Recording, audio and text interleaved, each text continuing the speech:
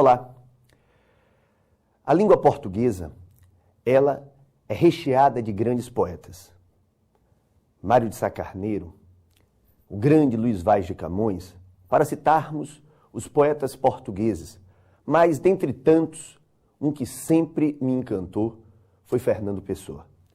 Fernando Pessoa, o grande criador dos heterônimos, Álvaro de Campos, Ricardo Reis, Alberto Caeiro. Fernando Pessoa, que vai escrever uma das grandes pérolas da nossa literatura de língua portuguesa, Mar Português. Assim ele diz: ó mar salgado, quanto do teu sal, são lágrimas de Portugal. Por ti cruzarmos, quantas mães choraram, quantos filhos em vão rezaram, quantas noivas ficaram por casar para que fosse nosso, ó mar. Valeu a pena? Tudo vale a pena se a alma não é pequena. Quem quer passar além do bojador tem que passar além da dor. Deus ao mar o perigo e o abismo deu, mas nele é que espelhou o céu. Sublime poema. Esse poema, ele nos possibilita refletirmos sobre um momento crucial da história do Brasil.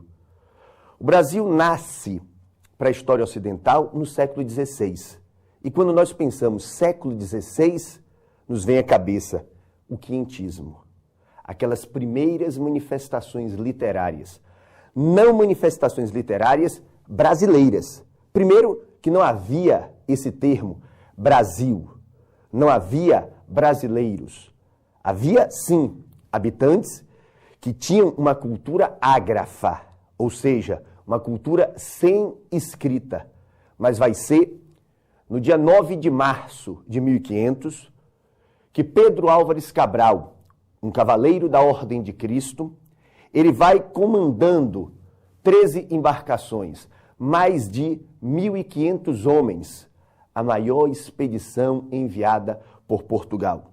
Um ano depois do grande Vasco da Gama, que chega com os seus 158 homens, acreditem, somente 55 homens retornaram. Mas mesmo assim, esta viagem, aquela riquíssima região das Índias, ela vai ser extremamente lucrativa.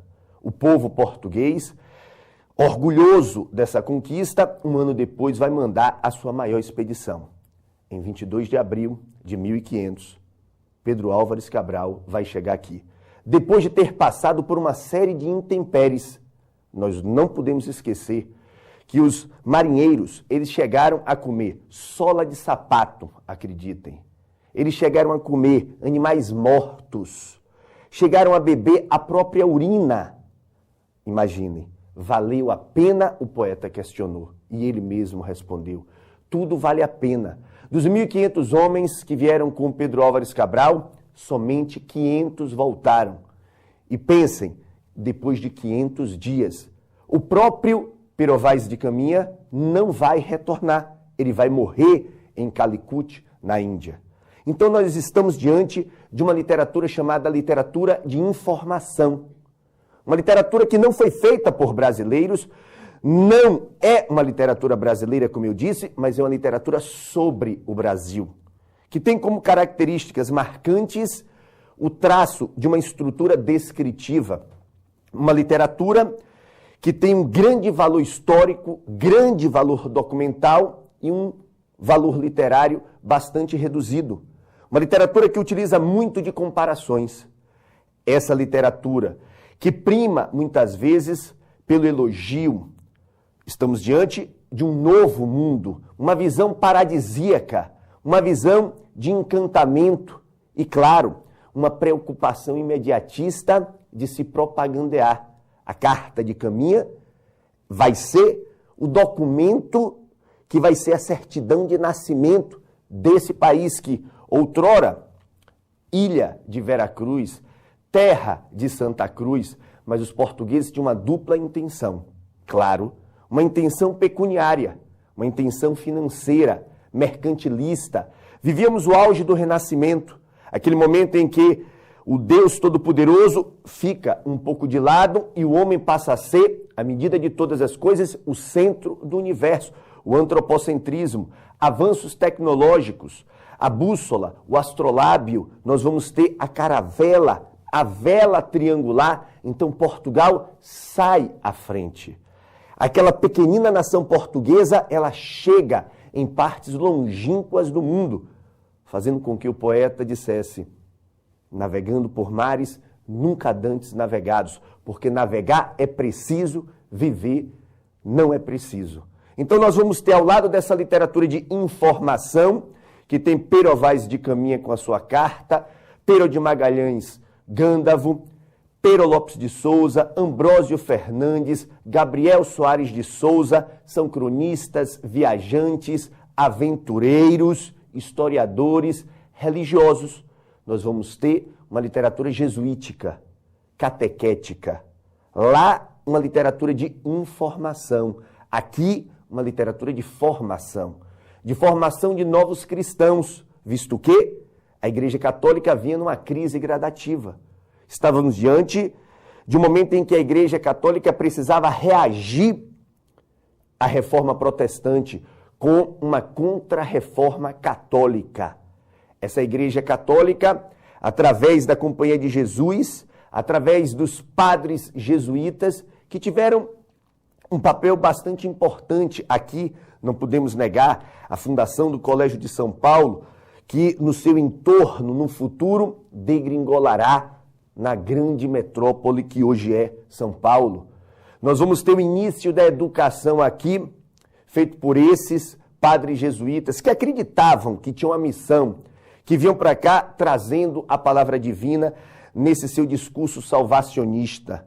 Então a gente vai ter como objetivo primordial dessa literatura jesuítica, que vai ser uma consequência da contra-reforma católica, que vai ser a melhor expressão artística de todo o período do quinhentismo, esses anos 500, esse século XVI, nós vamos ter a utilização de peças, ou seja, a dramatização, para facilitar o processo catequético. Nós vamos ter a utilização dos mitos indígenas, por exemplo, com o padre José de Anchieta. Vamos ter também a utilização do folclore local para facilitar essa comunicação com esses índios que estavam ali vendo um desconhecido. É importante você sempre lembrar que todo olhar que nós temos aqui é o olhar do estrangeiro em relação a essa terra recém-descoberta. Primeiro porque os europeus tiveram uma postura chamada de adâmica, ou seja, nomear. Eles nomearam o Brasil, o Monte Pascoal, primeiro, como eu disse, terra de Santa Cruz, terra, ilha de Vera Cruz, e depois, com a descoberta da riqueza do pau-brasil, nós vamos passar a ser Brasil, terra do pau-brasil, esse pau-brasil que vai desaparecer pouco depois do século XVI.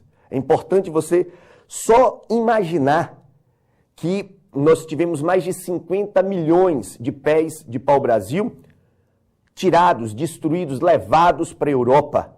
Então, essa produção literária do século XVI, do nosso quinhentismo, ela vai estar, de um lado, a literatura de informação dos cronistas, dos viajantes, como nós dissemos. Do outro lado, uma literatura catequética jesuítica, de José de Anchieta, a principal figura, e de Padre Manuel da Nóbrega, um dos grandes catequizadores aqui do nosso país. Padre Manuel da Nóbrega e Padre José de Anchieta, que tinham uma visão, obviamente, ideológica e moral, católica, europeia, cristã. Então, o olhar desses religiosos era um olhar centrado na sua visão extremamente europeia.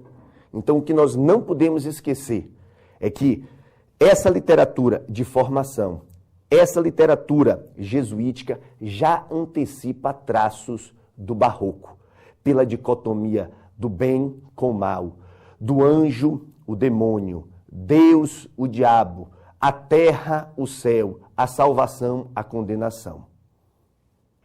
Obrigado pela atenção e até a próxima.